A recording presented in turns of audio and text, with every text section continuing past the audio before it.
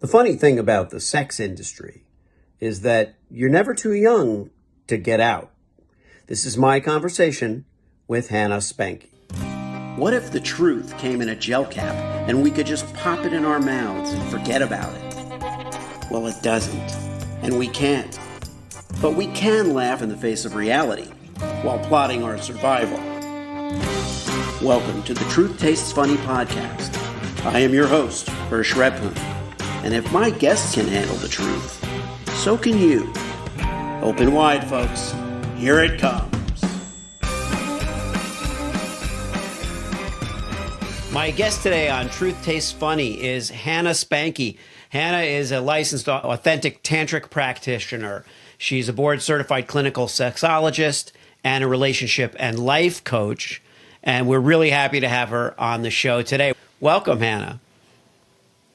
Thank you. I'm really excited for this conversation.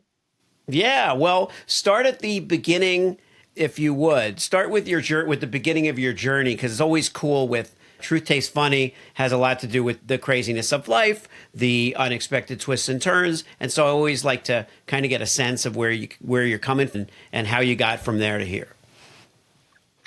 Yeah, so my background is definitely a little unorthodox, a little taboo.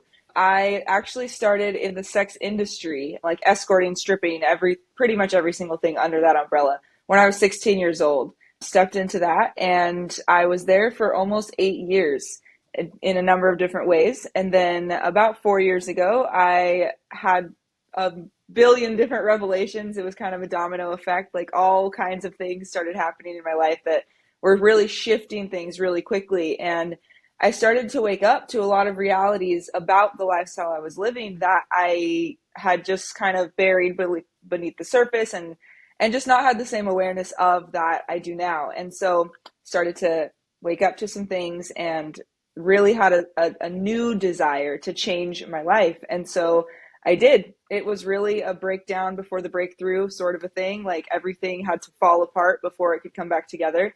And I spent the next couple years just really deep soul searching, digging, transformation type of stuff of why is my life like this? How did I get into this industry? How did I stay in this industry for so long? And what do I need to reorient within myself now in order to do what I want to do? And I always knew it was going to be something entrepreneurial. I always knew it was going to be something related to relationships and just human connection in general.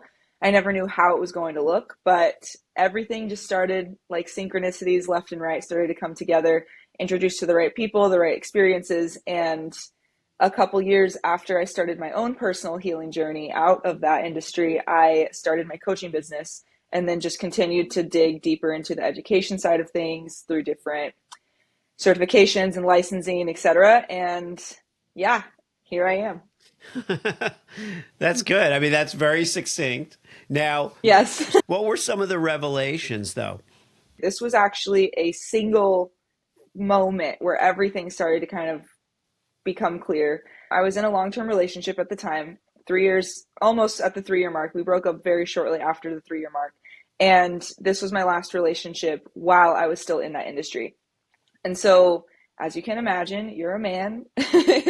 It was a difficult dynamic to maintain, to have this personal romantic relationship while I was also seeing men for money on the side. It was a very, very challenging dynamic. And so it started to wear on the relationship more and more and more and more and more. And then alongside my lifestyle, I was also drinking a lot, like a very, very deep dive alcohol for a little while.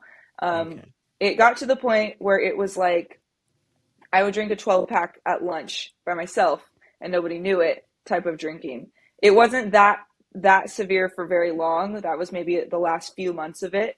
But I had all of the awareness that this is not okay. I need to change something. I need to stop it. But at the same time, my partner at the time, my boyfriend at the time, one of our biggest kind of connection points was going out and partying.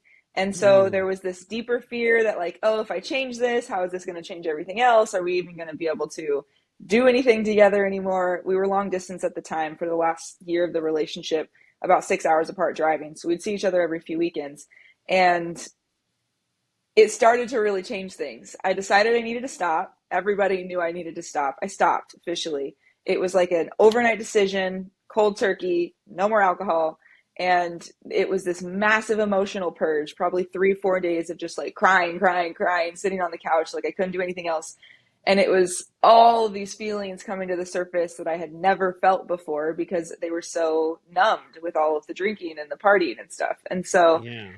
all of this massive purge was going on. And then I knew I needed to like grab onto something fast that could help support me on that journey. Because if I was just sitting alone at home by myself, I lived alone and just telling myself in my own mind, I don't drink anymore. Like I knew that that was kind of a fragile support Yeah. system, you know? Yeah.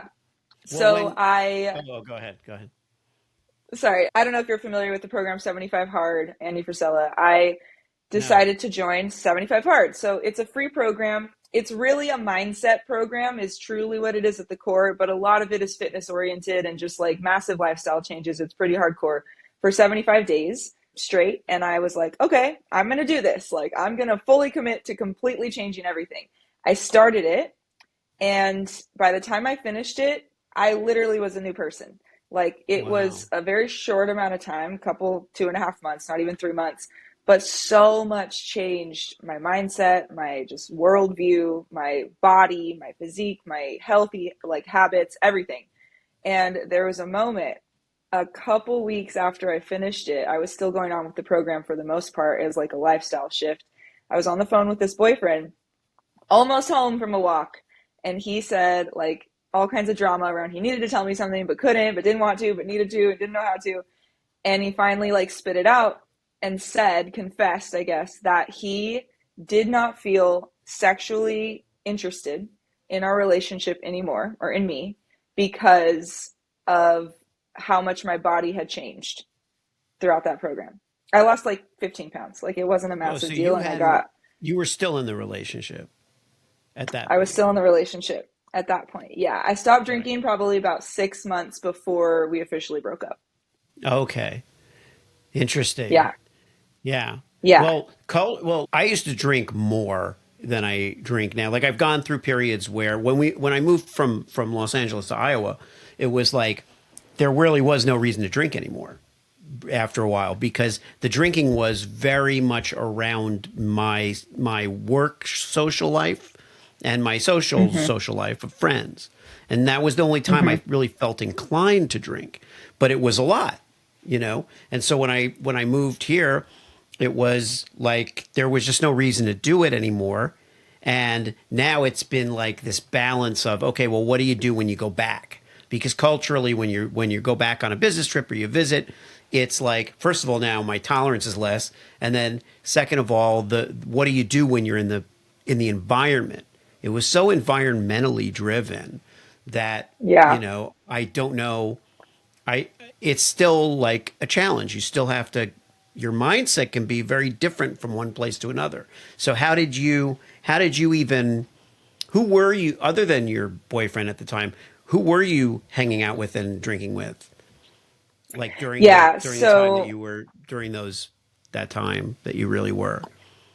yeah, so when it got really, really bad, when I was like getting drunk in the daytime by myself, that was because I was drinking with nobody. I was alone, literally. I'm from the Central Valley in California. That's where I was born and raised. And I did all of my drinking under the radar of like weekend warrior. Like I would party with all Hmm. my friends. It was very like intertwined with my social life. And then I moved to San Diego on my own. And so I was there by myself, all of my friends in San Diego at that time. I had a few new friends, we're all business related, all kinds of like spirituality and health stuff and coaching and mindset and people that were not partying on the weekends. And Yeah. so it turned into something that my habit didn't just disappear, it just lost the social part. And so it really ramped up because then there was nothing around me to regulate. There was no closing time at the bar. There was no person Right. to say, hey, we should go home. Like it was just really fast, really out of control with me, myself, and I. And so, Yeah. yeah, it was pretty bad because I was by myself and I realized like, all right, I'm the only person who can change this. And so Yeah. I did this lifestyle transformation thing. It really transformed a lot. And then my boyfriend confessed he had lost sexual attraction because of my body changing, which is absolutely fucking crazy, by the way, because I was so much hotter at the end of this program. Like, it was a Well, positive change for sure. it only stands to reason. Like when I cut it, aside from this move where I periodically completely cut it out, and when I was living in LA, but also for like 6 months, completely cut it out, I immediately lost weight, and it was easier to see results from working out, let's say, than when you're working Yeah. out either after hanging out with your friends and drinking, which I did with my friends too. We had one of my best friends and I had a trainer at one time where we'd go to the gym and work out with the trainer, and even if we were out doing our weekly buddies night out and drinking too much, we would still show up with the trainer. But I'm sure that the results were like, it was like in our mind we were rationalizing. Oh, we Yeah. still showed up. We showed up. It's like, it's kind of a joke, Yeah, but you, but totally. you, but anyway, so yeah, so it obviously had a transformative effect on you. You came out of this thing a new person, and then your boyfriend's like, I'm not into you anymore physically Yep. as a result. But what did you think of that? What was your reaction to that? Yeah, so I was on a walk at the time. I was like a couple blocks away from my house, and it was like a shock immediately to my system. But mentally, trying to be all conscious about it, I was like, somehow congratulating him on like having the courage to tell me this. And then Yeah. I walked in the door. It was very backwards at the moment. And then I walked in my front door, and it was like my body in that moment then felt safe to like actually have the reaction that was real. And I Uh-huh. just started sobbing and crying, and it was this massive sensation of like rejection and all the stuff that I couldn't feel walking down the street in my very busy neighborhood.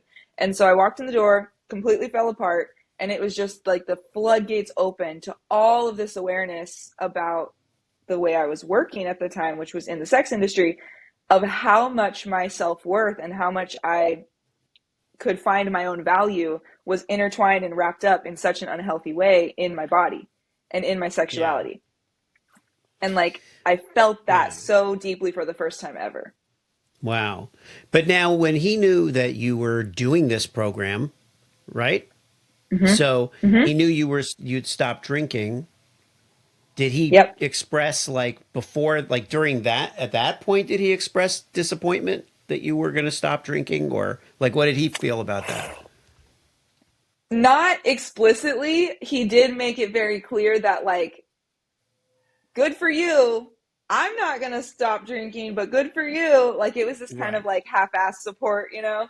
Right. But we actually decided to do this 75 hard program together. He's the one who came across it first. And then on day like 2 or something, it's a very hardcore program to I'm where sure. like if you fuck up on day 60, you're supposed to start over from day 1. And Yeah. so like there's no lenience. He fucked it up on day 2 or 3 and drank a beer, and just like it was a casual thing to him. He wasn't taking it very seriously. Right. And so Right. I was kind of then motivated from spite, I would say. It was like, oh, okay, are you going to restart tomorrow? And he was like, no, I'll restart sometime in the future. And I was so mad. I was so mad because it was supposed to be this thing we were doing together. There was a lot of stuff in the relationship that I just didn't want to acknowledge of why it wasn't working. And so, like, Yeah. this was one more disconnect, one more example of it, you know, me wanting more than he was wanting. And so he fell off, and I was like, I'm gonna show him. Like I'm gonna do Yeah. this. And then it was just like nose to the grindstone. I did it, and I reaped all the benefits. But it ultimately was one more thing that it was a positive in the long run, but it created Yeah. more and more of a divide in the relationship. There is no more divisive element in a romantic partnership than one person really like making a huge life change and the other person not. Like there's like I that's why Yeah. I asked that question.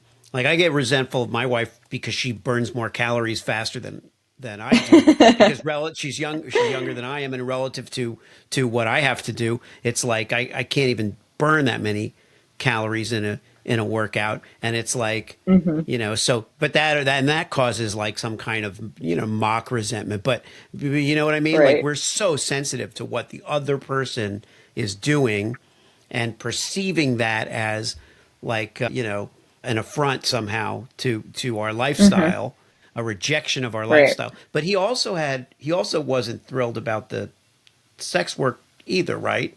Or Right.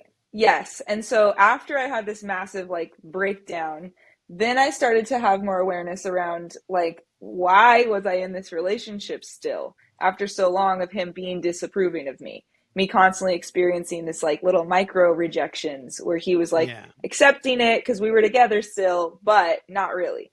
And so I started to realize, and then as I dove into my own development and work and everything that I do with couples now, and just was like eating information up everywhere I could get, I started to realize like I am a match for this relationship on some level. Like if I wasn't, I wouldn't be in it. And so Hmm. I realized that he was reflecting back to me the same lack of approval that I had for myself at that time. And so it was the mirror that it always is. And once I really came to and realized that, then it just continued to go in separate directions. We started growing farther and farther apart. We were already living apart. And so it wasn't very long after that whole experience that we separated, maybe a month or two. Yeah. Okay. And then, Yeah. so what was the next revelation, or the next decision at that point? Yeah. So the real inner work for me of like everything that changed, which has been literally everything over the last handful of years, everything that changed, I would say the hardest thing was for me to like untangle my self worth from my body when it came to money. And so I could charge $1,000 for an hour of my time with a dude in a hotel room, but charging somebody $1,000 for months of my like mind and soul and effort and all the support I could offer and all the wisdom and all the stuff for, them to change their lives for the better, which now I charge much more than that. it Yeah. was it was impossible. And I started to realize, like, what the hell? What is this disconnect? Like, why can I accept money for these parts of myself and I can't accept money for these parts of myself that are absolutely more valuable? And Yeah. so that was a big paradigm shift that had to happen mentally, emotionally, spiritually, like on all levels. There was a lot of unlearning and relearning that I had to go through. And that was my biggest focus, probably that whole year. We broke up in the early part of 2019. And then the rest of the year was just dedicated to me, like caterpillar to the butterfly kind of a Hmm. situation, like melting so that I could turn into something else. And it was really hard. It was an uphill battle feeling for a long time with my business of like, why isn't this working? Why isn't this working? As an entrepreneur, I know you can maybe relate to times like that when you're trying something Sure. new, you've never done it before, and it's like you feel like you're walking into the wall, and then all of a sudden things click and things happen and everything starts moving forward, and it feels like it happened overnight, and so Right. that Or was it kind of doesn't the feel big like it shift. happened overnight. It may Right. happen. It actually can. Well, yeah, I totally get what you're saying, because it can be. Yeah.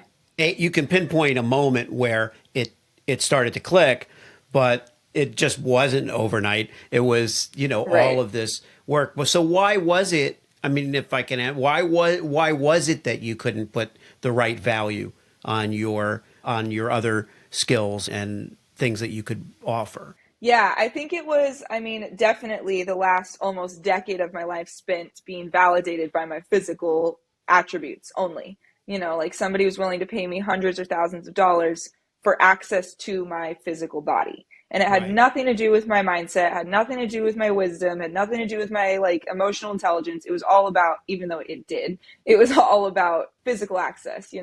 And Hmm. so I had just conditioned myself by being in that industry and in that world to really see myself that way. And that was like, I had wrongly learned and internalized that that was where my value lived. And if we want to get a little macro on it, like just societally growing up in the US, you drive down the street, unless you're in Vegas, basically, you might see signs of naked men on billboards, but pretty much outside of that kind of a city, it's women everywhere. And so it's like the prettiest girls on TV are in the bras and underwear. And there's just so much conditioning towards women, I would say, from the youngest age that, like, Yeah. if you are the one that somebody wants to buy in some form or another, like, you win.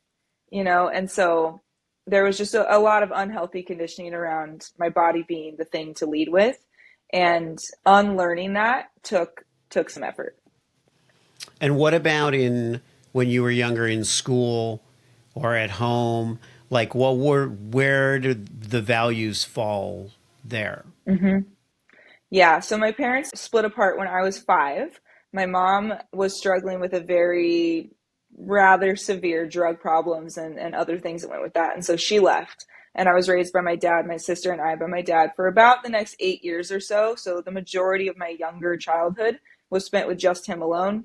And there's no blame in any of this. Like, I fully believe that everybody's doing the best they can with what they have at the time, especially parents. But there was some things that he was not equipped for, with a Yeah. rebellious teenage daughter and all the things that come with that. And so, yeah, Yeah. there was a single moment. I remember he sat me down. I was 9 or 10 years old. And I can see now that he was trying to like warn me of like boys' ulterior motives and things like Mm-hmm. that. But the framing was not helpful. He said, almost word for word, that girls or women will trade sex for love and men will fake love for sex. And so I can see it now as like he was trying to tell me, like, don't go have sex with people because you need to make sure that you're in love or something Right. along the lines of that.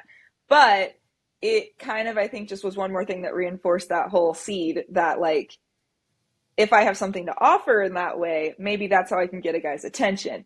And then Yeah. that really turned into a very promiscuous high school set of years. And then that kind of supported me being comfortable in the sex industry, I would say. Yeah.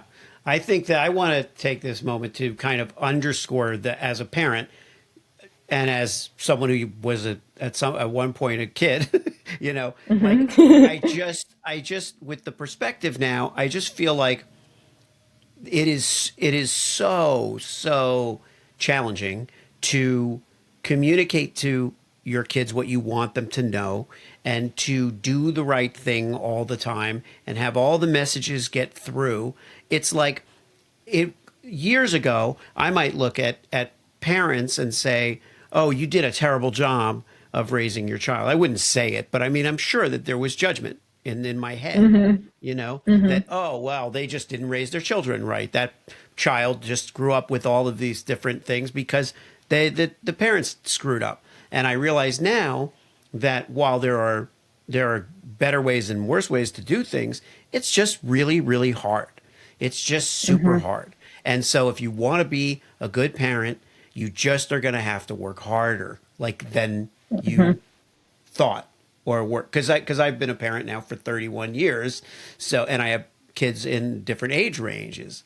And so I am pretty confident that I am better at a lot of the parenting things now, even with the older kids, than I Uh-huh. was when they were first born because I was so young and I was not as well equipped or developed, emotionally. Mm-hmm. So I Mm-hmm. think there's so many things that we have to go through and learn about ourselves before we should really have kids, or at least examine our baggage and say, okay, how many bags do I have? How many bags am I bringing with me on this trip?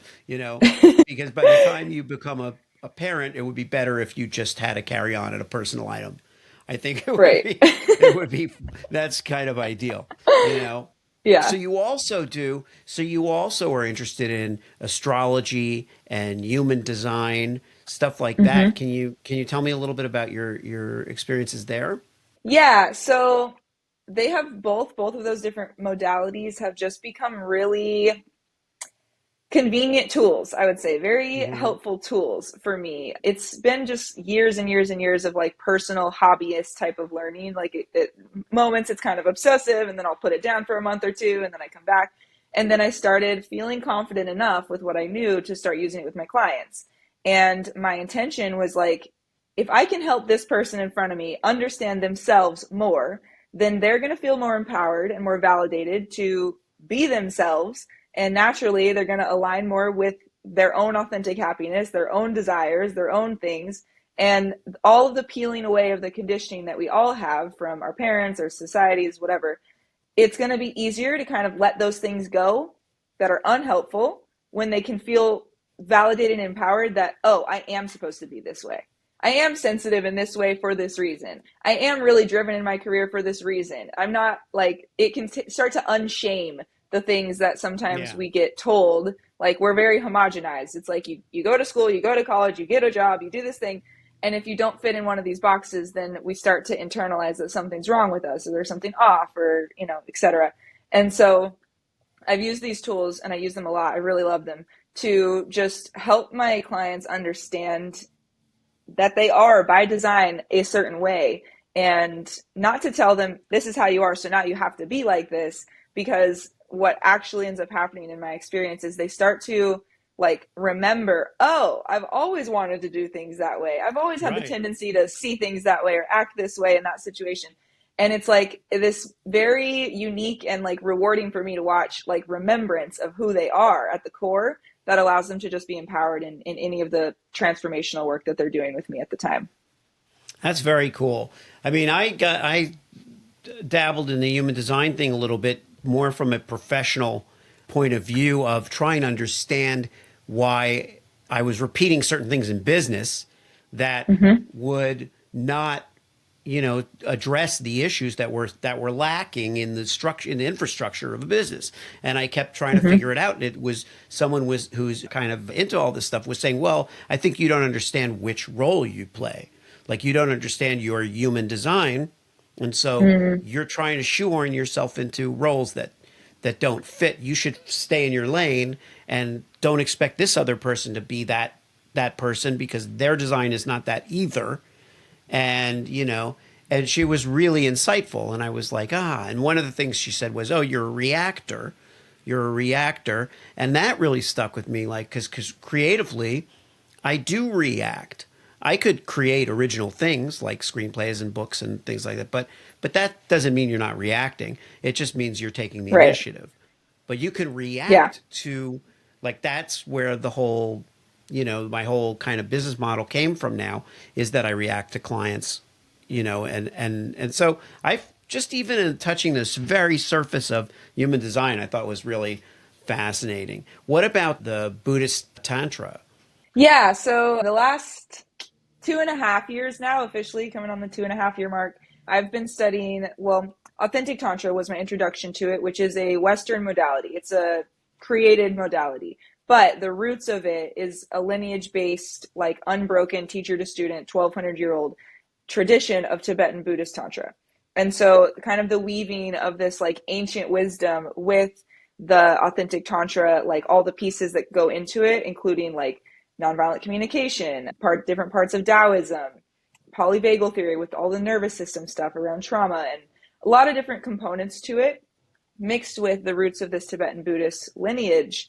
It's just been incredibly transformational for my own personal life, like in my own healing process. And it's now something that I'm licensed in. It's recognized like in by the government under the same occupational health codes as like alternative medicine, like Chinese medicine or acupuncture or something like that. And so it's really cool that it has that status now, because it's starting to gain more acceptance, I would say, like in the Yeah. general pop culture, Hmm. as something that, oh, maybe I can do this. And really, the root of it for me, the biggest thing that is so important about all of those teachings, is that everything we need, we have in our body. We are so conditioned to live from our minds. And that's like what human design is all about, the separation, the difference between Right. what your mind is going to tell you all day long and what your body is designed to be.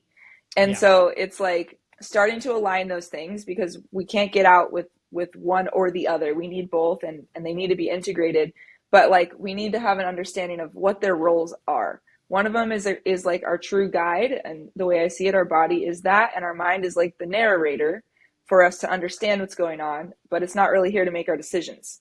Our body is Hmm. is is a such a deep, like, cosmic tool of wisdom. And with all of the Tibetan Buddhism and teachings that I've been studying for the last couple of years, I feel really, really grateful to have all of this knowledge now, and I've been using it quite a bit with my clients to help them reconnect to their bodies. And it's amazing, like, women in their 20s and men in their 60s and everybody in between are like having these massive breakthroughs and massive emotional healing and releases and all these things from decades and decades and decades of feeling disconnected, and now they're plugging back into themselves, and just so much can change, and they're just, yeah, it's really, really amazing.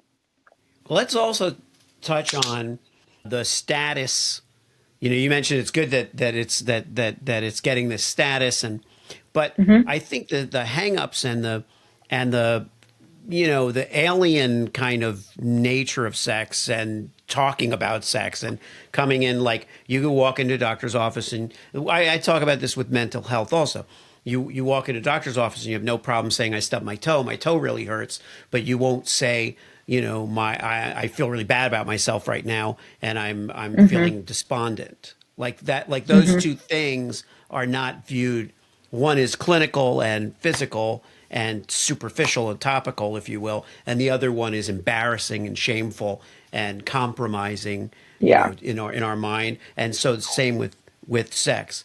Most Hmm. people in our culture are not comfortable with their own sexuality or constantly at odds in some way. And it doesn't even, like if I go back into my childhood and I was brought up in a religious atmosphere, but like I don't recall it being made to feel shameful, but I'm sure there was something about it being at Hmm. least very, very personal, to the point where it's like super personal, like it's unipersonal, like there's not, like it's just you. Yeah.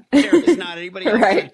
know about it, which would be great if it were strictly a solitary undertaking. Right. But if it's gonna ever be shared with anybody else, it can't really just be me that knows anything about it, about how I feel Yeah. about it. So how do you address that when people come to you with this stuff? Yeah, so this is where I really see the gift in my background being so like taboo and left field and like it's not most people's experience of life, you know? And so it kind of like it's like I don't know, the image I have in my mind right now is like the comedian like drinking a beer before they go on stage. Like people just knowing a little bit about my background somehow Yeah, takes the edge off. You know, they're like, "Oh, maybe I can say this to her and I wouldn't say it to somebody else." And so that kind of openness that people just typically have with me in general, paired with my actual training and the clinical side of things and all of that, it allows them to, I think, feel seen a lot of times for the very first time in that department, whether it's something emotionally they're struggling with. A big one that so many women, especially, but men too, is just getting stuck in their head when they're having sex. Like just something as simple as that, not feeling like they can be present. Or something that's on the more physical side of things, a dysfunction of some sort, erectile dysfunction, not feeling like they can climax with a partner, etc. All of those types of things, to me it's like the lube for that kind of conversation is really just them feeling seen and not sensing a single ounce of shame coming from me or judgment coming from me that allows them to like I think there's a lot of healing just in that experience alone because for most of my clients at least it's the first time they're experiencing that, you know, because even in a household, and I have a lot of clients who have religious backgrounds, even in a household where no one's sitting you down and is like, this is dirty, this is bad, it can still totally be internalized as that in the grand scheme of things because it is so private, because it's so hush hush. Like you're saying, it's like when you're 13 years old and you start getting random boners in class and you know you can't tell your dad and you know you can't tell your mom, and it's like this totally isolating, alienating experience. That's an internalized experience of shame, you know, of like, I must be weird. I must be the only one going through this. There's nobody I can talk to about this. What's wrong with my body? And so yeah, it plants seeds really, really young. And then, unfortunately, for most people, our first experience or our first like university of relationships and sex and connection is the household we grew up in. And so then we're all adults walking around with this like 7-year old knowledge and trying to yeah, plug each other into things, and it just like is it can flop, you know. So yeah. It's dysfunctional. yeah.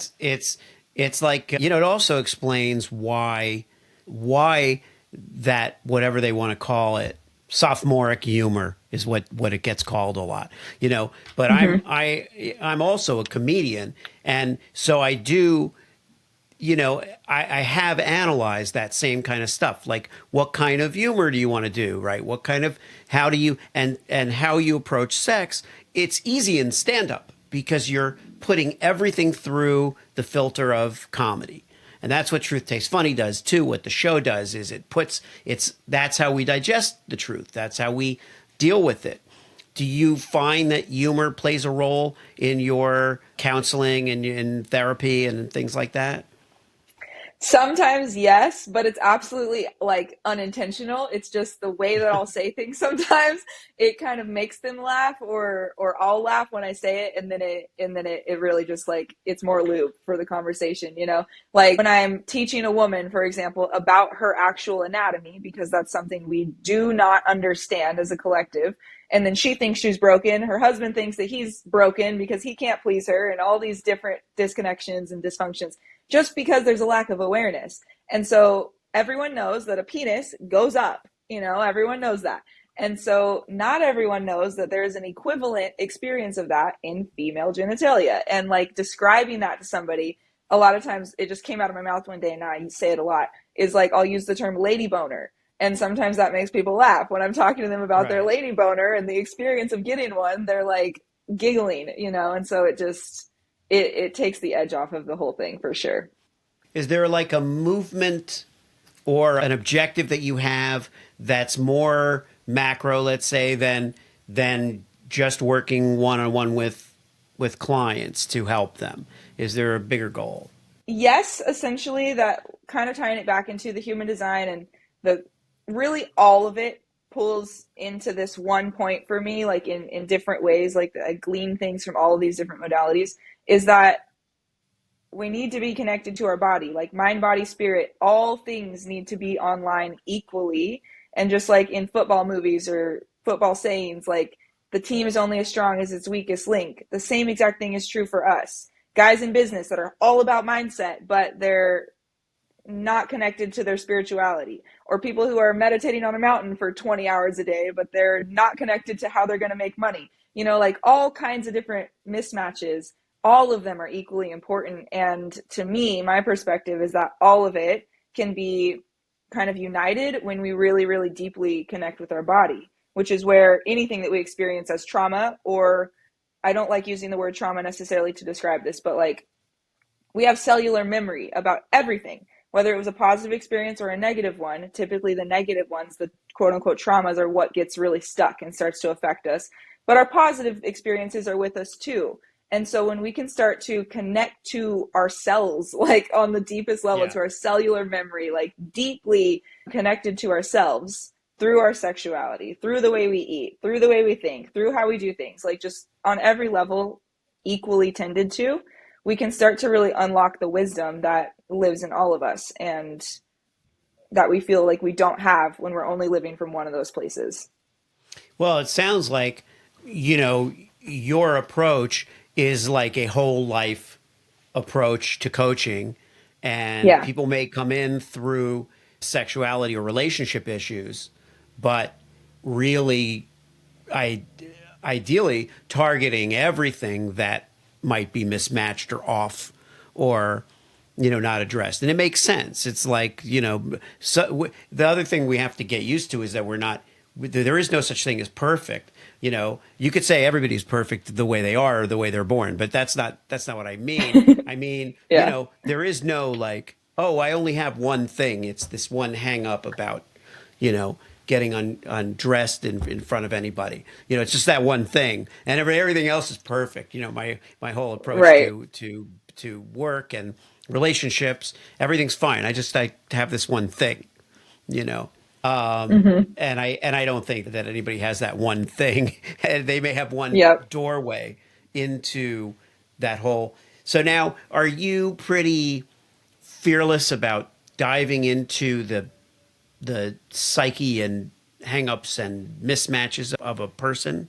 Yeah, absolutely. And again, I think just even the tiniest bit of knowledge about my background allows people to feel a little more comfortable like out the gate talking about things that maybe they've never talked about before, childhood experiences, things that they've been through in, a number of different areas. But yes, and I like to tend to both because we have a mind, we can't turn it off, like I said, and we have a Yeah. body, and so I have a deep understanding of trauma and how to work with it from a somatic approach, like getting it out of our bodies, but we still have the mental, like explicit memory. We have to deal with the implicit memory of the things we go through and the explicit memory of it. And so the balance of both of those, letting people really dive into the story of things as well as stopping them when they're too much in the story and digging into the body, like, okay, let's get it out now. And yeah, I really do go back and forth with all of it.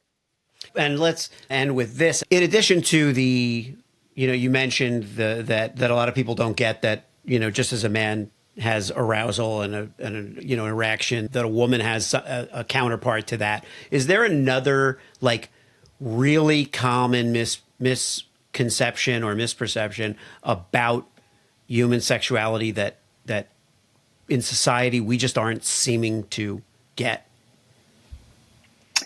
Yeah, I would say there's like, I think that these are universal, but in our culture, I think some are more common for men, some are more common for women, just because we're societally conditioned a little differently. Like boys aren't supposed to cry and girls aren't supposed to do different things. And so something that I really see as a major common thing with men that I work with is just a complete lack of awareness or disconnection that their emotional experience has anything to do with their sexual experience. And so I've had many clients come to me after like not being able to get hard or not being able to finish or something like that with a partner that they weren't into, that they like had no emotional interest in, or they didn't really like them, or they were thinking about their ex or whatever. And they think that there's something sexually wrong with them. Like they're coming to me for a dysfunction. And that's not the case at all. It's like, no, your heart was somewhere else. Like there's an emotional piece that needs to be just made aware of, I think, for a lot of people. And then on the women's side of things, thinking that it's a sexual dysfunction when really it's just a lack of awareness a lot of the time, that her arousal process takes longer and looks different than his. And so when they're not matching up on the same exact time, oh, we didn't come together like in the movies, then it's like she must be the thing that's the issue. She just doesn't like sex that much. That is a major thing that I hear from couples, and it's not true. But it's like if you went to the diner together all the time and one partner got their dream meal every single time and the other partner got some bullshit every single time, like they'd probably be less interested in going. You know what I mean? And so, yeah, those are the big ones that come up. That's great. That's funny. If you went to the diner every time. Yeah. It's a dream meal versus bullshit. You could pretty much, Yeah. Or horse shit or whatever tastes like shit, or just the same, just nothing really, just like a Yeah. meal. There is a Yeah. difference between a really satisfying meal and just eating, or just Mm-hmm. joining someone for dinner because they're having dinner, you know? Right. Yes. So actually the last thing was, because we had talked a lot about your life at the time that you had all of this kind of watershed moment and everything. So now, where you're at now, do Mm-hmm. do you? It sounds like it, but if, in your own words, how do you compare the two in terms of your fulfillment, your own fulfillment? Yeah, completely night and day. And I really had this like massive realization. Somebody asked me a question on a podcast a few weeks ago about like if there was anything from that like past life that I missed, anything from the sex industry that I missed. And the thing that just like spit out of my mouth without thinking about it is that like there's not a dollar amount in the world that could pay me to do what I did. And so it's Mm. like you could offer me $1 million to have sex with Joe Blow and I wouldn't take it. And I feel so confident in that now. And that just, I think, speaks volumes to how I value myself now and my own ability to generate the things I desire and what I want versus any sort of dependency on something outside of myself to give me that fulfillment. Thanks so much for tuning into Truth Tastes Funny. If you enjoyed the experience, please leave a 5-star review and share this podcast with your friends.